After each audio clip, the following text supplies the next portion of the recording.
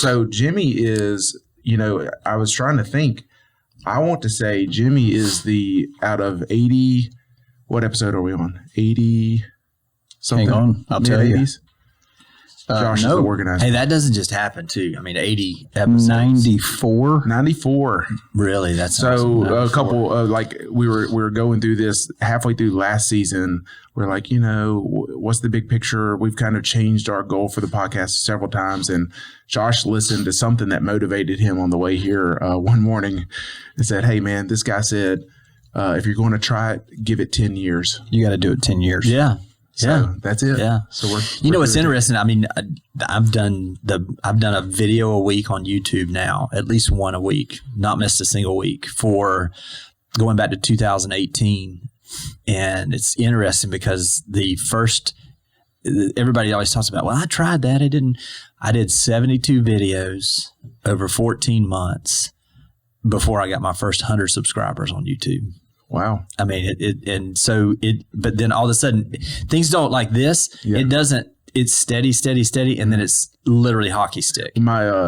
This past Sunday, my brother, who's the pastor of our church, was preaching, and it was graduation Sunday. Mm-hmm. And he was talking about, life happens gradually then suddenly. Mm-hmm. That's exactly right. And he's like, you get a kid going to college, it happens gradually and then suddenly. Yeah. And, I mean, that's it. And it is. It's all about these things start stacking up. The consistency starts stacking up, and then all of a sudden you just wake up, and all of a sudden now that's it's gone crazy a little bit. Yeah.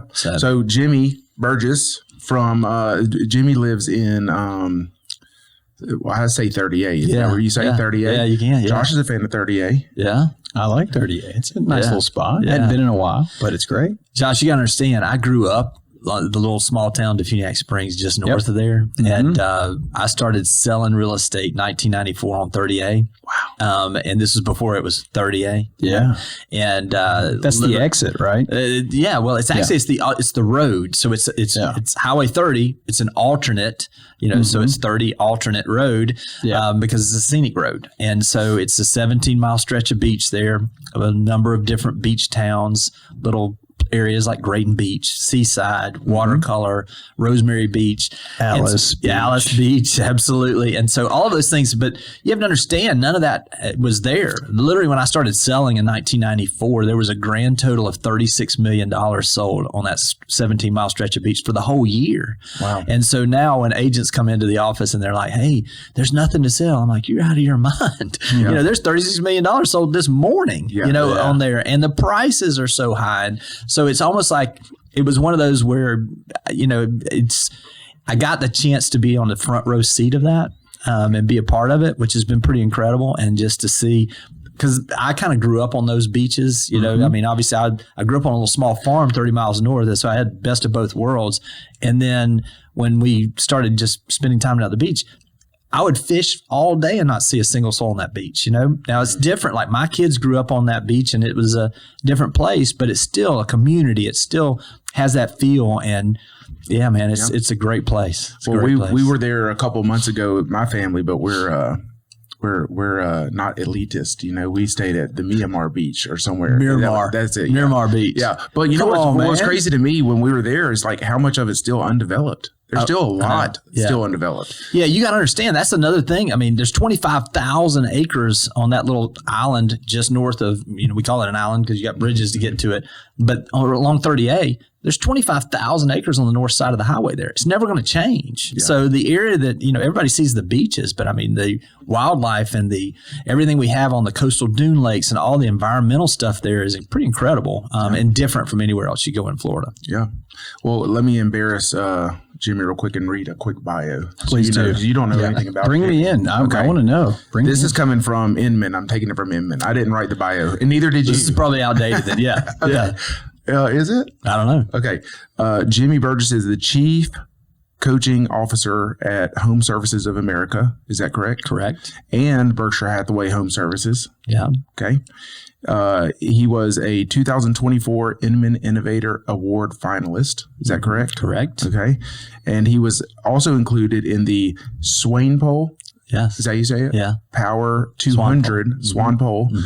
Swanee Pole. Yeah, Swan Pole. There's an E in there. It's silent. I know it is. Power 200 in 2024 and 2023, and is one of the 200 most powerful leaders in the real estate industry, residential real estate industry, with over 30 years experience in the business. He is on a mission to help as many real estate agents as possible build the business of their dreams. There you go. Yes. Thank you Very for reading accomplished. that. So Jimmy is one, I think he's only our second guest to come from out of town. Yep. Our coach, Aaron Barker, who's in Cincinnati. Nice. Very limited. Yeah. Feels special. Yes. And so that, and then, and probably I would say one of the most influential people outside of our region, So, yeah, it's great stuff. Jimmy. 50 Cent. Yeah, we do have 50 Cent around. He's not come on yet, Curtis. Yeah. Curtis, he hasn't come on He yet? hasn't come on yet. We're working on it. Yeah. We're working on it. Season finale. That's right. Big surprise. So big reveal coming. So our podcast really is focused on, when we started, we were going to say, people probably want to hear about the struggles of being small business owners. And so we talked a lot about that. And then we ran out of stuff to say, not because we stopped struggling. Yeah, but that's right. We could struggle every week. Yeah. We wanted to yes, we do.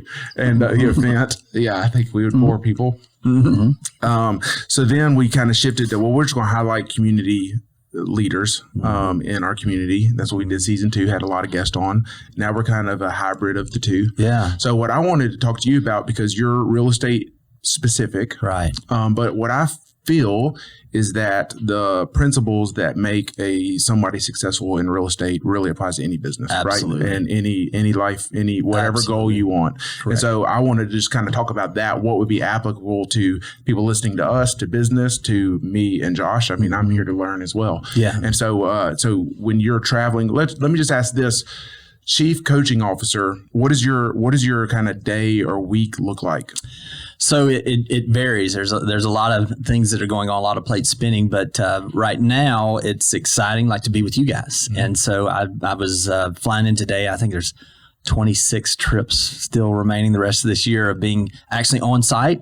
And which is fun. I mean, listen, this business has given me so much. There's no way that I can give back to it. Everything that it's done for me and my family. And we kind of joked about this. My mom and my dad, when they got divorced when I was 12 years old, my dad moved to Fort Walton, which was about 45 minutes away, started a real estate company. My mom married my stepfather. They started a real estate company. I was like, I'm not getting into real estate. And so then, of course, here we are 31 years later. I've been doing this well over half my life.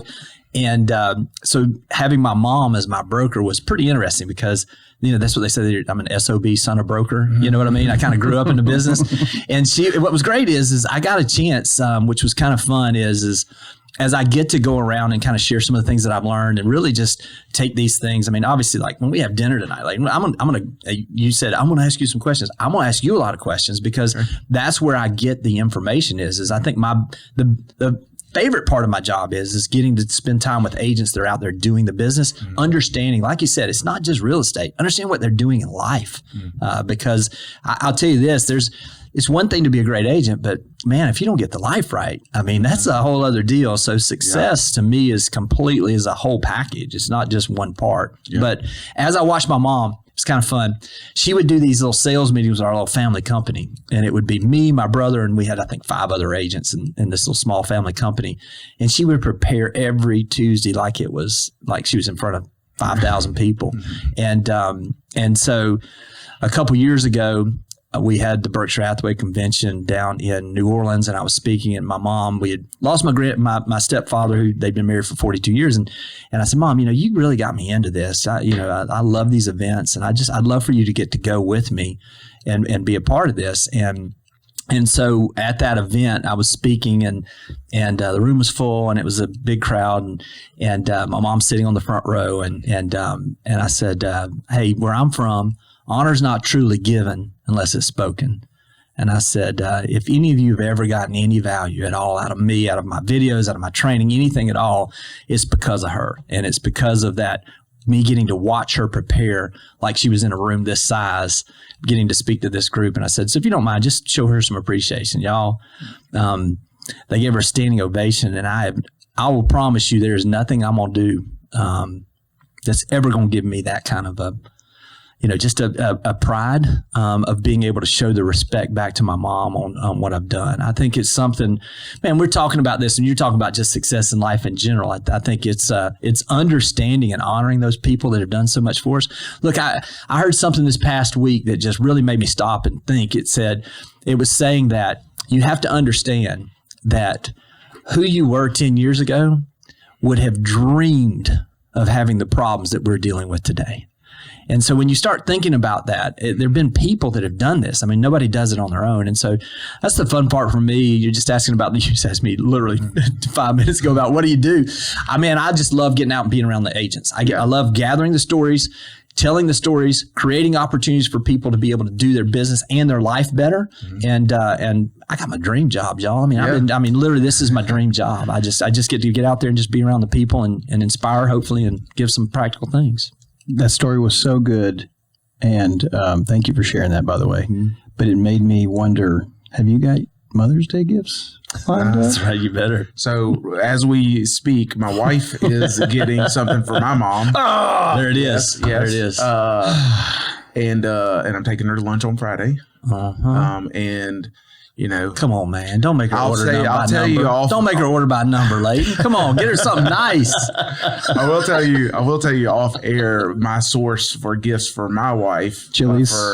There's a source. I don't know. I don't want her to know where I get it from, but it's very easy to shop for Christmas, birthdays, Mother's Day. Really? Yes, I'll tell you after. I'm looking forward to that. Yes. Yeah. This episode is sponsored by Clint Davis Counseling, helping people make lasting internal change for external growth and success. They provide professional counseling, education, and resources to the community of Shreveport, Bossier City. They have 3 locations, one in Shreveport, one in Bossier, and one in Benton. So go to clintdaviscounseling.com or give them a call, 318-562-6903. So let's talk about HomeServices of America is the parent company. Correct. And under that, there are certain brands. Okay. A few different brands. One of those is Berkshire Hathaway HomeServices. Correct. Which I'm a franchise owner. Correct. Since 2017. Right. And that's how we've met. And so when you say you're over all of that, so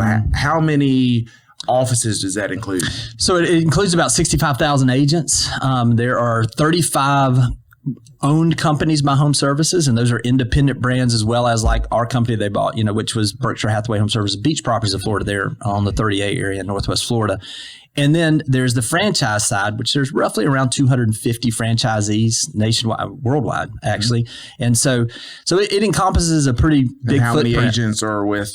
So we got about a total of 65,000 agents between both. So you've got about 41,000 that are with the brand portion of Berkshire Hathaway HomeServices. And some of that blends over. And then you got the remainder that come from HomeServices companies. And is most of your job helping the franchisees and their agents or the corporate agents that are with the? It's both. And what we've seen is we've seen a transition. So, Berkshire Hathaway owns the HomeServices of America company, which has, obviously it has the real estate brokerage side, but it also has an insurance company. It also has a mortgage company as well as title company. So, and then obviously the franchise. So from that standpoint, it's balanced. And what we've seen literally with the change, we got an amazing leader right now, Chris Kelly, who is the new CEO and president for HomeServices of America. And probably one of the best leaders I've ever been around as far as IQ and EQ combination.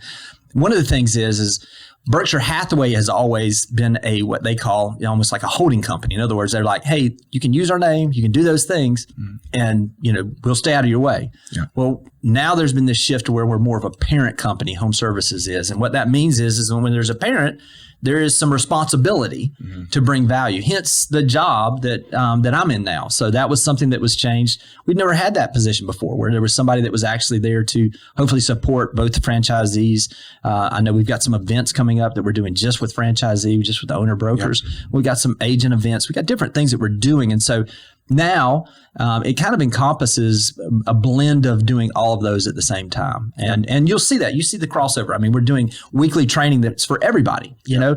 And I'll tell you, I think that's super healthy. We should have been doing this a long time ago, to be honest. I mean, it should have never been something where it was us and them. It should have always been one. And we're seeing that more and more now.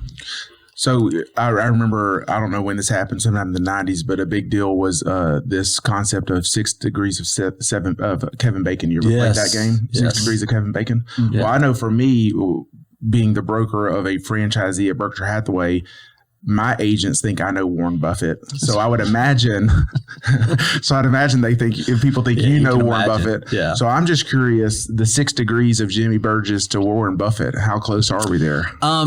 Oh, that's a great question. I mean, it's just a couple, which is great. I mean, obviously, so the new CEO, Greg Abel, who had his first shareholders meeting this past week, it was interesting. We were out there for the shareholders meeting. The exec team was out there a couple years ago with Gino and Bafari and me, Chris Kelly, who's there now, and a couple others. And I get out of the cab. And we're walking up, up to the little hotel there. And I'm like, country boy, come to town. I mean, what has happened here? You know what I mean? This is crazy, And so as we're doing that, we run into who is now the CEO. And so I guess it'd be two. Yeah. We're currently 3. So we're in degrees from Warren Buffett. There you go. Yeah. In there. All right. I got some things to bounce off Warren. A couple ideas. Yes. Well, And speaking of the shareholder meetings, have you ever seen video clips from the shareholder meetings at Berkshire Hathaway? It's like madness. It is. It literally is. Yeah. They call it the Woodstock of capitalism. Yeah. And so it was. And this is one of those things. It's funny because I'd grown up. I'd started right out of college. I went to work for Merrill Lynch as a stockbroker. So I'd studied investments and studied Warren Buffett. And so now to be able to go to some of these meetings as an executive for a Warren Buffett owned company it's been pretty special. And then that shareholders meeting that I was at was a culmination of just unbelievable. You sit in that room. We're sitting in the hotel. I'll tell you, this is kind of funny because I'm like, how does this happen? You have these moments in life where you're just like, how in the world did I come from that dirt road into Funiac Springs and get opportunities to be around some of these things? So we're sitting there. We've gotten to the hotel. We're getting ready to go have dinner with our group. Obviously Berkshire Hathaway it's a huge company. It's 10 biggest companies in the world. And so there's people from all the different owners are there. So we're sitting there and all of a sudden we see these black cars pull up and there's, the obviously security, and Bill Gates walks in the hotel. Mm-hmm. And then we're sitting there and then all of a sudden the CEO for Apple walks in. Mm-hmm.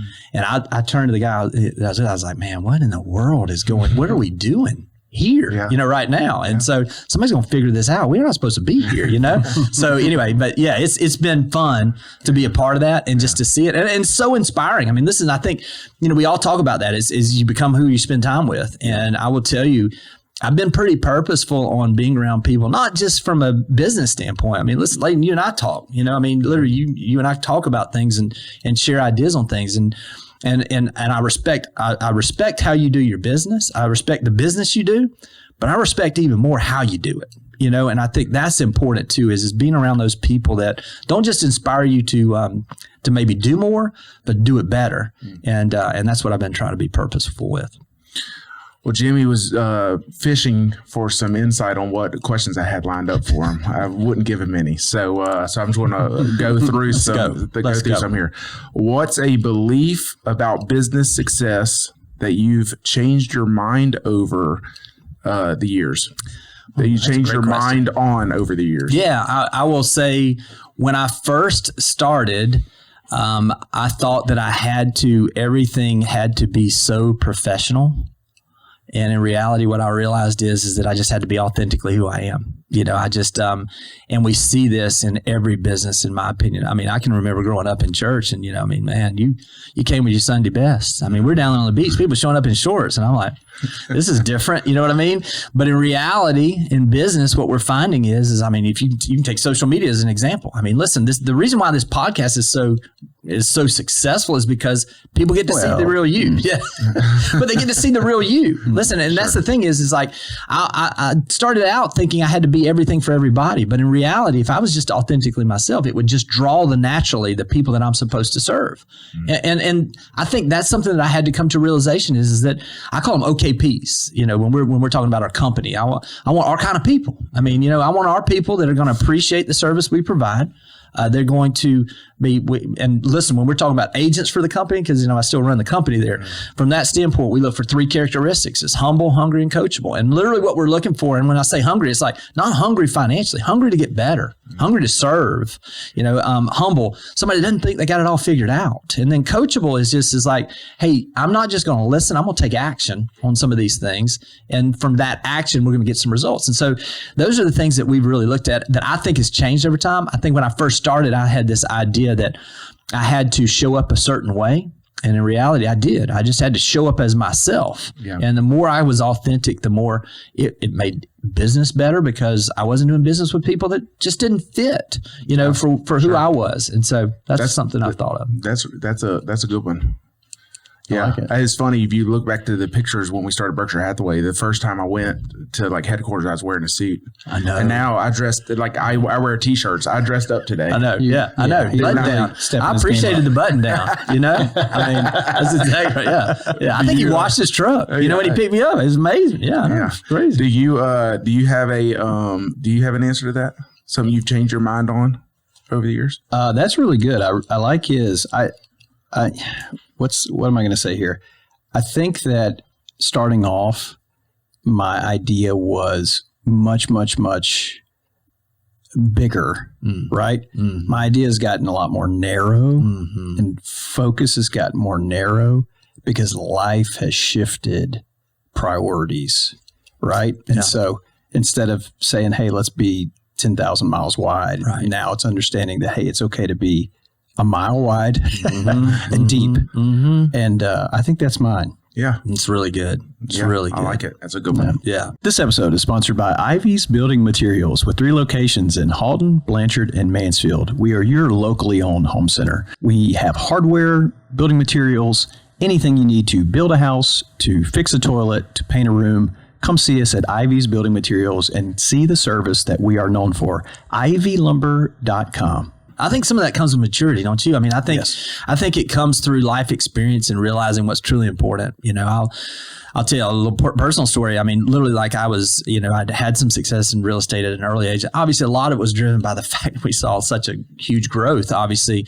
And so after I had burned out in real estate, my brother and I, it was before there were teams in real estate. We had his wife as our transaction coordinator, and we sold like 119 houses. They had like a picture on Florida Realtor magazine of like me and him. It was like our glamour shot. You remember those? I had a full head of hair. I mean, I had everything. Like sports cars behind you. Yeah, exactly. Yeah. So literally, and it was like, they're young, they're savvy, they're in it for the long run. I was like, they got one of them right, the long run, I guess. But we just got burnt out because the average price was so small, and so got out of the business for about a year or so in early 2000, and went to work at a bank. And I knew all the builders. I was from there. I knew all the, I knew all of the people that were the developers, just because there was very few of them that weren't from our area at that time. And so grew that bank portfolio very quickly. I'd never been on salary, y'all. I'd always been, I was literally, an outside cat. I had to, if I was going to eat, I had to kill something, you know what I mean? And so I'd never been on salary. So I go to work for the bank, and I'm sitting there, and they're all for Lincoln's birthday. And I was like, what in the world? I felt guilty, you know what I mean? And so I can remember, because of those situations, I had grown this regional bank's loan portfolio because I knew all of these people, and I'd really just kind of started really focusing in on how I could service them. And I was like, hey, CEO was a friend of mine. I played golf with him, and I said, hey, how about a raise? I've been here 9 months. I'd love to, and he goes, hey, Jimmy, don't worry about it. Listen, we only do raises at the end of the year, but man, it's amazing what you're doing. Bank's going to take care of you. Let me say this. If an employer ever tells you they're going to take care of you, get nervous, So we get to the end of the year. We get to the end of that year. And as we get to that end of that year, I'm so excited, because I'm going to get this huge raise. I'm sitting up there in this big office in Miramar Beach, literally in this overlooking this, towards the beach. And he said, Jimmy, we never do this with a first year person. We're going to get you a 5% raise. Have y'all ever had those moments where you just like click and you feel like crazy? Like I thought I was going to throw a chair through that window. So, and I didn't say anything. I just shook his hand. I said, I appreciate it. And I walked out, and I said, man, I'm never going to have somebody tell me what I'm worth again. I got to get back in real estate. And so I began to really focus in on what was important to me. And so as I did, for me to get better, I felt if things were going to get better, I had to get better. I'd heard that. And so I just started, I just went down this whole journey of trying to improve myself spiritually and trying to improve myself. I went to, I was listening to Zig Ziglar. I remember Zig Ziglar back in the day. Yeah, all those things. So literally he would say, and I can remember I was listening to one of those, and he said, and I'd heard it 1,000 times, probably 1,000 times. If you just help enough other people get what they want, you can have everything you want. And for some reason, it just hit my soul. And so I started thinking about this. I was like, okay, well, what is it that I can do, and who do I know that I can help them get what they want? And so all of a sudden I started realizing I had these developers that were wanting to sell these lots. And then I had these builders that were looking for lots, and the builders wanted them at a reduced price, and the developers wanted to take on less debt. And so all of a sudden I said, well, wait a minute. And I literally started thinking about how I'd put those things together. So I'm still at the bank, but I'm mentally already preparing to leave. You know what I mean? And so I get somebody comes in and says, hey, we've got this development. Can we get a loan? And I said, well, let me take a look. And as I looked at the loan, I went back to him the next day because I looked at this thing and it was undeveloped, but it was already platted, meaning that they could sell lots. They just had the infrastructure had to be put in place. And I went back and said, I got some bad news and some good news. Bad news is there ain't no way y'all getting a loan on this thing. The good news is I think if you structure it this way and you let me, I think I can sell enough lots here, pre-construction, you doing this where you're going to have to hold some of that money back, obviously in escrow until you get those things done. But you're not even going to have to take any debt on. You're going to have this thing outright. They're like, what are you talking about? I said, well, let me show you. And they said, well, I'll tell you what, we'll give you 48 hours. I still have my real estate license. And so I literally went to the property appraiser's office, got the big aerial map, and I called all the builders and that I knew. And I said, hey, listen, I think I got something where you can get some lots. If you're going to be a little patient, you can get them at a real reduced price here. And I sold like 20 of those lots one afternoon on the hood of my truck at about 5:30 in the afternoon, and went under contract. And I went back to the bank, to the CEO, and said, "Hey, just listen, because where I was raised, you don't burn bridges, you build them." And so I said, "Hey, listen, I really appreciate everything you've done for me, but man, I'm supposed to be in real estate. I got to get back into this. This is 2002 as things are starting to take off again, And so literally that happens, and I had another developer that I'd helped. So we go from, I leave the bank, go back into this, and I go into a situation where within a year, what was my annual salary I was making in a month. 2 years, we're getting into 2004 now. 2 years, what had been my annual salary at the bank, I was making on almost about every 2 weeks. And let me say this, though. What happens is when things go up really fast, guess what they do on the other side? They come down really fast, too. And you have to understand, I think somewhere along the line, all of this was happening because I'd focused in on finding and understanding what it is that people wanted and needed and going and getting it for them, And somewhere along the line, I got focused in on what was in it for me. I just lost that, just a little bit there. And then, of course, the market made us look way better than we were on the front end. It made us look way worse than we were on the back end. I'll never forget this.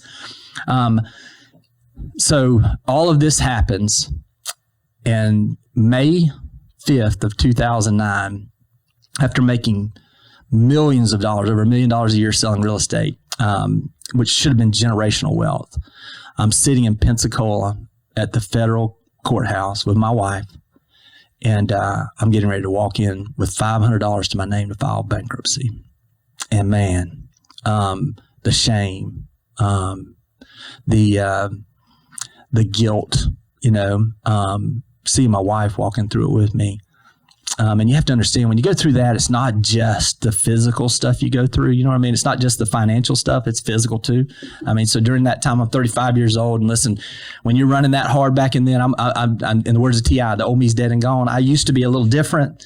And I was probably, and this, if you've got some habits, they show up, and you don't do less of them when the stress comes. Mm-hmm. And that ended up where I lost my voice. Listen, y'all, my voice, all I got. I mean, that's all I got. I lost it for 3 months. And we went to all these different doctors. I ended up at Vanderbilt Voice Clinic after 3 months. And I walk into this doctor's office, and there's this doctor there who's got all these pictures on the wall from all of these different people he's helped, these country music singers, Broadway stars. There's even a People magazine where he's got a signed by Bill Clinton where it's showing him helping Bill Clinton when he was president, helping with his throat. And I said, finally, somebody's going to get this fixed. I can get all this fixed, And so we go through this battery of tests all day with all the scopes and everything. My wife and I are there. My mom and stepfather are sitting outside, and the doctor is there with his intern or whoever he had, and he's got a video up there, and he's looking at this, and he's talking in doctor talk to the other guy, so I don't understand what he's saying. He pauses, he turns back to us, and he says, you see this right here? This is your vocal cords. This is your false vocal cords. Do you see that difference in the one on the left? And I whispered, yes, you could see. And he said, well, that's what we call a mass. And we need to get you over to get an MRI done immediately. I'm 35 years old. And I don't remember what else he said. And he kept talking. But we immediately went on over on the other side of the hospital, got that MRI done. I remember I was sitting there and the nurse is going to put the dye in for that. And she says, hey, listen, your family's in the other room. We'll be in the other room as well if you need anything, because of, that everything going on. They just, they closed the door with you in there. And I remember hearing that steel door just kaboom shutting. And man, I felt completely alone. And I'd been angry, for those 3 months. Cause while all this is happening, my world is spinning down, you know what I mean? And I was angry. I was angry at partners. I was angry at myself. I was angry at God, even if I'm being honest. And I remember I was just so angry, and just for the first time, I just remember feeling a little tear just start rolling down my eye. And I just wept, and I prayed like I'd never prayed before. And I just said, God, I'm so sorry for not being the man you created me to be. And if you see fit, I'm going to leave here and serve people in a way that I believe you created me to serve. And I'd heard it my whole life, but I'd never truly meant it. I said, but not my will, your will be done. And I know that took a while. I don't remember how long, but I just remember when it stopped, I didn't say anything to my wife, my mom and my stepfather when I walked out of there, but I left there a different person. And so we go and they get the results back, and they said, hey, it appears to be a clear cyst, but we've got a marker now. We want you to come back in 30 days. We want to do some of these therapies and some of this stuff and come back. And 30 days we go back. And I'm sitting in that doctor's office with my wife. And here's the thing is I prayed, hey, Lord, just open my eyes, to all the things that I'm taking for granted as well. And I remember that first day, my wife comes in, and, they had me on this medicine, just knocked me out. And she comes into the room, and she walks in. I woke up and I saw her there, and she just puts the medicine on the counter, on the bedside table. She didn't say anything. She just smiled. And it was, you ever seen those pop-ups? You know what I'm talking about? Pop, boom, and it pops up and it's like saying something like in a cartoon kind of thing. And literally it was like I'd prayed for God to open my eyes, and I was like, oh, she meant it. She meant it when she said better, worse, sickness, health, rich or poor. And I said, man, I'm going to do everything in my power to be the husband I'm supposed to be. Not that I had done anything crazy, but you got to understand, I was getting everything I could out of the opportunities that were sitting in front of me. Later that day, my daughters at that time come in from school. I hear them. I wake up from, all the medicine, and they run back to the back after school, and they crawl up into bed, and I've got one of them on each shoulder, and they're just laughing and telling me about their day. And all of a sudden there's one of those, boom, this is what's most important. And it wasn't that. You have to understand, though, I have great relationship with my daughters. At that point in their life, though, I was leaving at 4:00 in the morning, and I wouldn't get home some nights till 11 o'clock. And literally the interaction we would have for days on end would be me kissing them, when I left because they were still asleep, and kissing them because they were already asleep when I get home. And it changed me. 30 days later, we're back up there in Nashville. They do all the tests again. Doctor comes in and goes, you aren't going to believe this. That medicine, it's incredible. You can't even tell you even had anything wrong with you. It's like nothing was ever even there. I said, Doc, I appreciate your medicine, but I got to tell you, I believe it's something more than just that medicine. Mm-hmm. And so I left there different. That was literally, that was in the midst of everything we had going on financially. It was some of us are more hard-headed than others. I believe God will put us in those positions where he will get our attention one way or the other. And he got mine. And so that's been the devotion of my life ever since. And that's why I say I got my dream job. It's because now I have the ability to affect change, to help people, to do things at scale.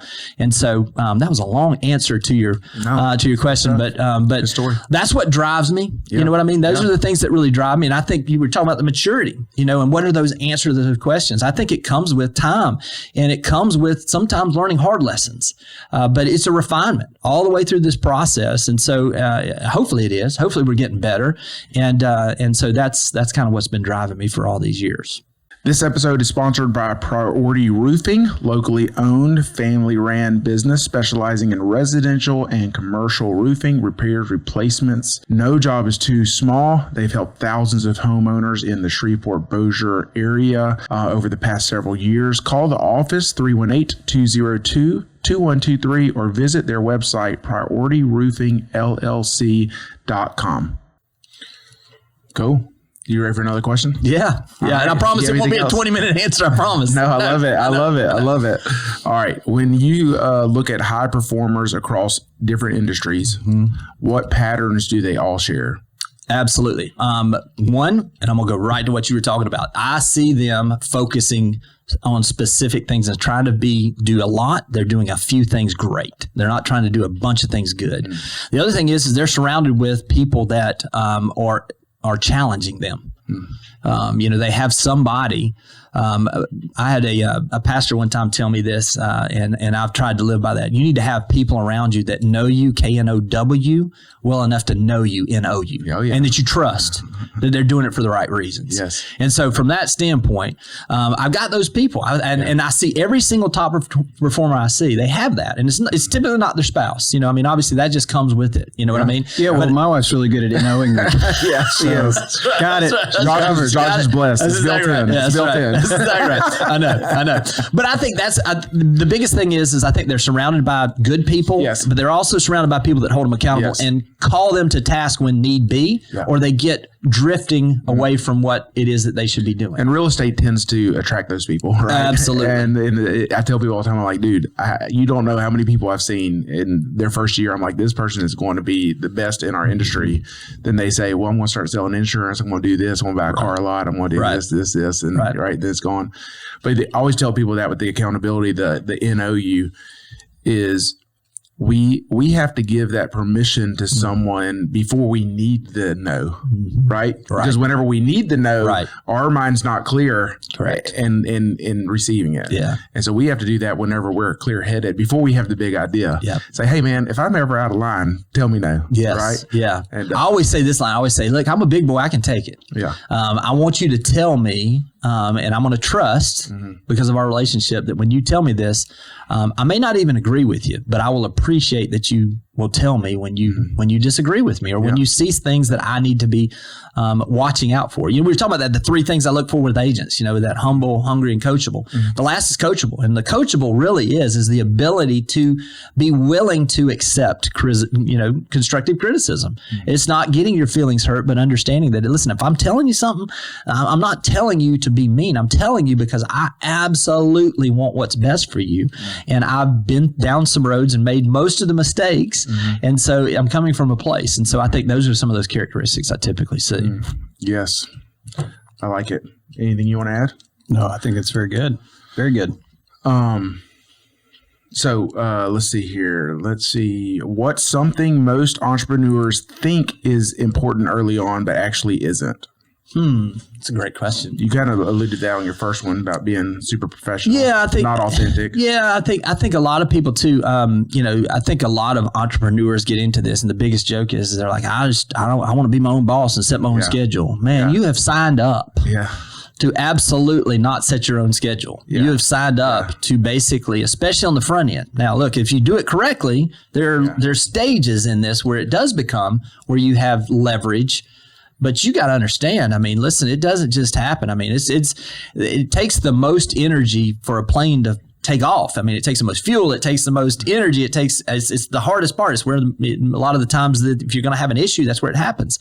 But once you get up in the air, then you got something. But I think most people, when they start thinking about this, they think it's going to be what it isn't, which is it's the complete opposite on the front end. It's going to be more work. It's going to be more sweat. It's going to be more of disappointment. And ability to really get past those disappointments is where we see those folks that really succeed. When I was at conference, I sat in on Mark Stark's Mark's great session. Yeah. Right. Mm-hmm. Yeah. I know he's a leader at some company. Where's he at? He owned Berkshire Hathaway HomeServices, California, Nevada, and Arizona properties. He sold that and sold it for crazy money right at the right time. And but he's an amazing leader. So whenever we got back, I had taken notes, and we did a whole podcast episode with podcast pastor Jason Wood. trademark. And we talked about his talking points, and one of them goes to what you just said. He said, true freedom isn't doing whatever you want. It is doing what you ought to do. Yeah. Yeah, so and true. That is, and we don't sign up. Yeah, entrepreneurs don't sign up for doing what you're supposed to be doing. Yeah, like that's what you do whenever you have a boss. Absolutely. Right? Yeah. And so I had somebody, a friend of mine told me the other day. He was joking about it, and it applies to business too. He said, "Hey, you know what the heaviest weight is in the gym?" I said, "What's that?" He said, "The front door." He said, "Man, if you can get through that thing, if you can push that one," he says, you'll be fine. Everything else, you'll get around other people. But it's the same way in business. I mean, literally, it's the front end of this thing where perception and ability. It's not a matter of if; it's just when do you get those, things that you aren't expecting to happen. When do you get those unforeseen lawsuits or those unforeseen, letdowns, and how do you handle that stuff? Because they're going to come, and that's the biggest thing I see. All right. So on the flip side, what's something that feels small or boring for an entrepreneur or starting a business or in business that actually makes the biggest difference long term? Consistency. This right here, man. What is this? What episode is this? I mean, y'all been doing this, 80-something episodes? 94. 94 episodes. 94. Let me just say, that's the thing is people don't understand that consistency. It is absolutely the biggest thing. And I don't even know, and look, it's in every area of life. But especially in business, especially when we're talking about the things that people take for granted. We overestimate what we can do in a day, and we underestimate what can happen in a year. Yeah. And so if we can just focus in on the daily task of whatever it is, whatever those things are that moves the ball forward, and just make sure those are written in pen instead of in pencil in your day to-do list. When y'all said you just wake up, we were talking about that before we came on. You just wake up, and all of a sudden that consistency leads to opportunities that we just can't foresee on the short run. Yeah. I like the phrase I wrote down on my worksheet the other day. I had the big to-do worksheet, it's got tabs and it's just like thousands of words. It's way too complex, but I wrote aggregate marginal gains. And I think that's what you're talking about, right? Yes. Which is just the small gathering of little improvement. Yeah. For a long period of time. Yeah. Yeah. So I was speaking last week in Mobile, and the guy that was speaking there is a guy by the name of Panini Pete. And what he is, he owned a restaurant that he started there. He was classically trained like in New York as a chef, came down to Mobile, and he opened this panini shop, this little sandwich shop. And he just started out. He said, "Man, I was loving it. I knew I was getting better, but I was feeding 50 people a day for 3 years. I was making no money." And then he got found by Guy Ferreira. I guess it's Ferreira, I believe is his name. The guy from Fieri. Fieri. Show some respect on the guy's name. Sorry. Yeah, I'm so sorry. But I know. But have you been to Flavortown? That's exactly. Well, this was the thing. That was what was crazy. So he highlights this Panini Pete's restaurant, and they become friends. And it ends up now he's got 6 restaurants. He's built this restaurant, group that's incredible there along, Spanish Fort, over towards Daphne on the Eastern Shore in Mobile, also downtown Mobile, a couple restaurants.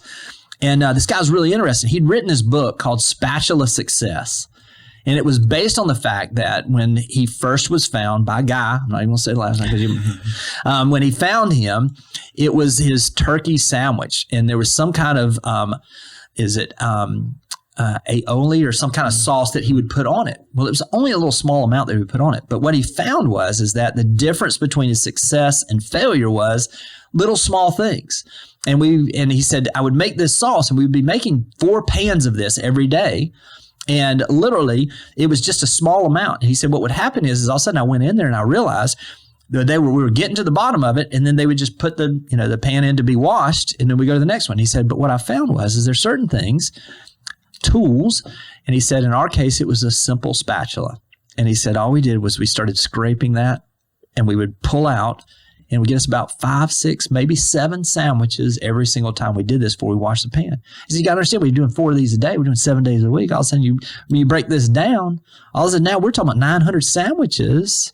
Then that was the difference in the profit margin. I think sometimes we focus in on these big things like you're talking about. It's the small little gains, finding opportunities in the small things that really drives a lot of that stuff. Yeah. Well said. Yeah. Well said. This episode is sponsored by Plumber for Hire, locally owned plumbing company specializing in residential and commercial plumbing. They've recently expanded into new construction plumbing and Also, they're very proud of starting their HVAC division. So when the temperature gets hot, if you need any servicing or work done on your heating and cooling system, make sure to call Plumber for Hire. There's no job too big or too small for them. You'll see their vans driving around town. Give them a wave. They really pride themselves in getting to every job within a day of the call coming in. So get in touch with them, 318-709-9090, or visit their website, plumberforhiresbc.com, or you can find them on social media. I remember Bo talking about that when we had on. We always ask our guests, one of the questions we ask them at the end is what's their favorite local meal they've had recently. Mm-hmm. Jimmy's going to be here for like 24 hours, and we're taking him to Fat Calf tonight. Oh, are we? Yes. Nice. And then tomorrow he's having crawfish at Bojack's. And two solid meals. But Bo from Bojack's, you have crawfish tomorrow. He came on, and he was telling us about this, one of their dishes. I think it's the mac and cheese. But they didn't have the size that it needed for the recipe. Mm-hmm. So they were using a bigger one. And so then they just went and created one for like $20, the right size. And he's like, that saved us like $6,000 or something like that. Yeah. So pretty crazy. Okay. Here's a good one. And, before I say this, a couple of months ago, I had a tough decision. Really, a couple of weeks ago, I had a tough decision to make. And I called you, and you graciously gave me 5 minutes of your time. And really just was just great insight. And so how do you personally make tough decisions when there's no clear right answer? So first, the way I read it, it says that there's wisdom in the counsel of many. So I do kind of what you did. I will call those people that I trust. And it's not a big circle, you know what I mean? Yeah. And that I know will probably tell me truly what they think. And they're going to come from a standpoint that's not necessarily just going to be based on what financially makes the most sense, but what makes the most sense in every area of my life. So I have a group that I run some of those things by. Now, ultimately, I make the decision, but I like to get counsel from a few people. One of the things I think, we did this test for the executives for HomeServices, and I was like, man, they're going to figure this thing, because it was like 3 different tests, and it was like they put you in these stressful situations. They want to give you your best day, and how do you react to that? They want to give you a tough day, and they want to give you, this is the worst day that could happen. And literally, it's like you're timed, and they give you this series of emails, and it's just the world is collapsing, and you have to make these decisions, or you have to decide who to forward this to and all this stuff. Super stressful. It comes back, and I talked to Chris Kelly, my buddy, when it came in. I was like, man, am I fired? I mean, because obviously y'all probably just figured out this jackleg does not need to be in this position. And he said, no, but it's interesting. It comes back, and it says that you make quick decisions, and sometimes you make them without truly thinking about everything before you do that. And when he told me that, I was like, you know what?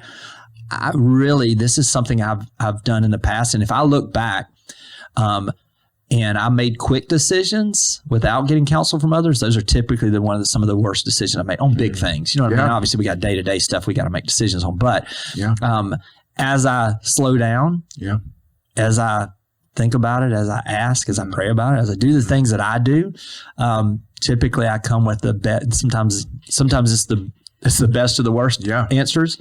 But I come with an understanding that I've gone through the process, and then I just walk it out, and deal with the consequences. I've been forced, being in partnerships for the first 10 years of entrepreneurship, I'd had no partnerships. It was just me. Mm-hmm. And then what I've realized is with partners, it forces me to think through decisions, right? It slows me down. I have to sell it to them, which makes me, before my natural self, a 7 on the Enneagram, every idea is a great idea, and I can say yes, right? Yes. Go with it. Yes. So, anyways, that's it. Yeah. All right. So when I called you, believe it or not, while we were on the phone, I took notes for what you told me in that 5 minutes. And so I have a few that I want to, I wasn't planning on this. I had to dig through my notes to find that. But this is just some things that you said that were great for me. You said, there's just a situation I was going through, and you just said, hey, the more you talk about it, the more you give it life. That was a great insight. You said you can't say the wrong thing to the right people, and you can't say the right thing to the wrong people. You can't say the right thing to the wrong people, and you can't say the wrong thing to the right people. That's right. Yeah. Mm-hmm. It's absolutely true. Yeah. I mean, literally. I mean, I think and this goes back to that authenticity and finding those OKPs, our kind of people. I mean, listen, like we've done this before. I mean, listen, if I call you, I'm not guarded because I know you know my heart. Yeah. I know that you know me well enough to know me, and I know that I can say what I'm thinking without judgment. And so I think sometimes where we have some of these times where we've got to have these difficult conversations, it's because of the lack of relationship that things can get construed. Obviously, sometimes in relationship they can, but a lot of times I think when we're having to have these difficult conversations, delaying them typically does not make it better. It needs to be addressed. And even if it's just like, hey, listen, I need to process some of this, but I just want you to know this is a priority for me. So you can't say the right thing to the wrong person. Mm-hmm. What do you mean by that? So from that standpoint, if it's a situation, I'll give you some examples. We had an agent that was in our office, and they just weren't in line with the integrity we wanted in our office. And from that standpoint, it wasn't the priority was not on service. The priority was on personal gain. And so when I went to talk with him the first time, I planned everything out, and I knew exactly what I wanted to say, and I knew how I wanted to say it. And I left there, and this is where I heard this the first time. I came back, and it wasn't received well. It didn't go as I had hoped. And I came back, and I had somebody say that. He said, Jimmy, it wouldn't matter what you said. He said, if it's the wrong person, you can't say it. Doesn't matter what you say. You can't say, if they're the wrong person, you can't say it. You're not going to be able to say the right thing to them. They're never going to hear it. So in other words, from that standpoint, I think sometimes that I've beaten myself up on trying to say the perfect thing at the perfect time to people. But in reality, if I'm placed in a position where I'm supposed to speak life into somebody or to encourage somebody, or I'm focused on those things, the right people that are in front of me that I'm supposed to say the things to, I can't screw it up hardly. You know what I mean? And then when it's the wrong person and I'm not supposed to be aligned with them, it doesn't matter what I say, it's not going to come out right. And does that make sense from that perspective? Yeah. Mm-hmm. So I think that's the biggest thing is I think this goes back to the initial thing we talked about is not trying to be everything for everybody. Who are those people that you're supposed to serve? Who are those people that you're supposed to encourage? Who are those people that you're supposed to be aligned with? Yeah. And in those situations, that's the situations we're in where, listen, everything we do is going to fall in line. Even when we screw it up and we say the wrong thing, it's fine. It's the right person. They're going to understand it. Then we're going to move on from it. Yeah. Okay. One other thing I wrote down, let's see. They won't remember what you say, but how you make them feel. Mm-hmm. It's absolutely true. Yeah. Yeah. That's the old Maya Angelou. People won't remember what you say. They won't remember what you do. They're going to remember how you made them feel. And so that's something that I've tried to do every situation is, I try to put these little levers, like for me at my office, I had this guy when I first got out of school, here I am. I'm so excited. I'm the youngest stockbroker in the state of Florida. I got this mentor. He's about 35 years old. He's from New Jersey, man. He talked different than I did. You know what I mean? He was pretty straightforward. Second day I come into that office, he comes up to me and he says, he calls me in the office and he's got a key in his hand. He said, Jimmy, you're not going to be the smartest one here. And it's kind of hurtful, but it's true. I mean, I'm trying to get financial advice, you know what I mean, at 22 years old. And he said, but I'll tell you what, you see this right here? This is the key to that front door. He said, man, this is your key. He said, if this key, your key, is the one that turns the locks and you're the first one here in the morning, and your key is this one, turns the locks and you're the last one to leave and you're the hardest worker here, everything else will take care of itself. And I still to this day, when I get to my office in the morning, I turn that key, I think to myself, hey, listen, I may not be the smartest one here, but they ain't going to outwork me. And it sets a mindset that, okay, when I cross this door, I'm here to serve. I'm here to work. And I'm going to do my best to show up in the way that I'm supposed to do that. And look, there's always times where we got things going on and you can't. But I think if we just show up in the way where we appreciate the opportunities, maybe I'm just getting older, man, but I just realize how lucky and blessed I am to get to be and do what I get to do. And I think once you have that perspective and you come from a place of appreciation, then you honor it by just giving everything you got in those situations. We're coming up on time. I have a few more rapid fire here. All right. If someone is plateaued in their business right now, what's the first place you tell them to look? Go back to the last place where they had success. What were they doing? What did their daily routine look like? I grew up in the country, and we used to say, "Hey, listen, if and we had trailing dogs. You know what I'm talking about? Maybe y'all from the country, y'all know that maybe. And so what we would do with those old trailing dogs, with black and tan is what we had. Is that if they lost the scent, what did we do? We went back to the last place they had the scent, because then they could get back on the trail. Well, it's the same thing in business. I mean, if you are struggling and you've gotten off track, so to speak, go back to that last place. Go back to that last place where you had some success, and then get back in the same routine. I mean, were you reading more? Were you studying more? Were you serving more? Were you working harder? What is it? What you do physically? Were you going to the gym in the morning versus not going now? Were you eating different? I mean, everything. And when you get back in alignment with where you had that success, typically it's going to get you back on track. All right. I like it. Let's talk about environment. What role does environment, people, culture, mentorship play in someone's success? It's everything. It's everything, man. I mean, literally, it is everything. This is another one of those, and you got to be purposeful with it, And so, from that standpoint, it's like I've had to tell some people that were agents with us. I was like, hey, listen, I'm just telling you, look, you've got so much potential. And I'm not telling you who you need to choose as your friends, but I'm going to tell you this. If your garage only has 2 spots in it, and you've got a Pinto in there that's up on blocks, there ain't no room for a Lamborghini. You got to get some room made for other people and get purposeful about that. And I think that's the same thing. It's everything. The people we're around set the tone for everything we do. And to think, it's the old analogy of like, if I got up on this table, Leighton, there's no way. It's harder for me to pull you up, but it's real easy for you to pull me down off this table. And it's the same thing in life. You got to get around those people that are lifting you up and that give you the ability to do that. All right, last one. If you had to start over from scratch in a completely different industry, what principles would you carry with you no matter what? You know what I'd do? I would start immediately. I would just start building relationships. I would not be buying leads. I'd be buying lunch. I'd be spending time with people. This is something, I don't remember whether we talked about this before or not, before we got on, but I've always said, most people already know all the people they need to have success in their sphere of influence, or whatever you want to call it. The people they already know, that know and like and trust them. Yeah. And if we would focus in on, instead of trying to go wide and just start going deep and build the roots in some relationships, it'll bear fruit. And so it didn't matter what I was doing. If I was starting over, I just start spending more time with the people that I know that already know, like and trust me, and they're going to support me no matter what I do, and just build from there. Yep. Love it. You have any other questions? I was going to say maybe make paninis. So get you a spatula. We always end with 3 questions. One is your favorite local meal, which you haven't had yet, but you're about to have it. Wait a minute. Wait, I'd like to jump in on this, please.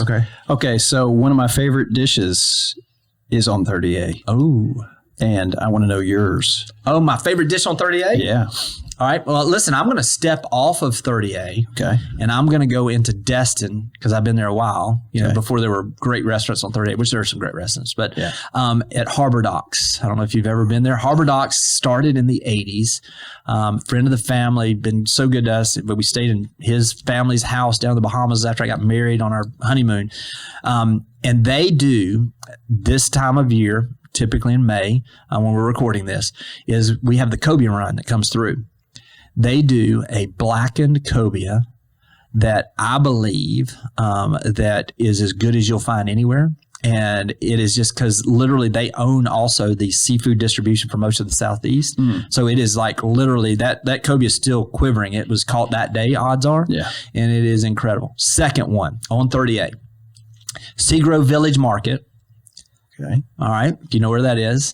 Seagrove Village Market, they have a grouper po' boy. And I believe when I get to heaven, that's what they're going to serve me. Ooh. That thing is unbelievable. And George's grouper sandwich. Yeah, at George's in Alice. Yes, absolutely. Bad, right? Absolutely. Yeah. Can I tell you my favorite? Yes. You're going to say just laugh, tourist trap kind of thing. Great Southern Kitchen, grits a yaya. Oh, it's phenomenal. Yeah, it doesn't get any better. Let me say, I know, no, there it is. There's the drop. There's the mic drop. And let me say this too. And you may not realize this, and this is I'm gonna give you a little locals here. So the same group that owns that, as you come across the bay, if you're coming 331 coming into town, on the right-hand side, on the left-hand side, you got the bay. which is the restaurant there, kind of a local spot. Not as many tourists come in there. And on the right-hand side, there's also a restaurant there. There's a restaurant upstairs. There's a restaurant downstairs with live music, beach set up down there. They serve the grits yaya there, and it's half the price. And it's the same group that does it. What's the name of that place? Oh, no, I knew you were going to do this. Oh, you have to send it to me. Yes, I'll send it to you. I'll send it to you. Is that at the right when you come over? That's the bridge, exactly right. There right when you come over. Yeah, and it's always packed. Yes, exactly right. It's You like see it on the beach. You see the lights and everything when you come over at night and as Yeah, well. Yeah, it's incredible. Oh, so good. Yes, I love it. It is. Yeah, my kids always want to go there, and I'm an old man. I'm like, there's too many people. We'd have to go at 4 o'clock. We have to go at 4 o'clock. You're right. You're right, though. There is a lot of people there. So then the other question we ask is locally, we ask them if they have a magic wand, what would they change about our community? I already know Jimmy's answer because we've talked for 5 minutes since he's been here, and he's already complained about the roads. So roads. Whoa, I've never heard that. I know. Yeah, that's one of our top 3 answers. Yeah. The roads. Yeah. That's right. That's right. So and then so this one we ask personally, professionally, what's exciting you the most right now? What are you just really excited about?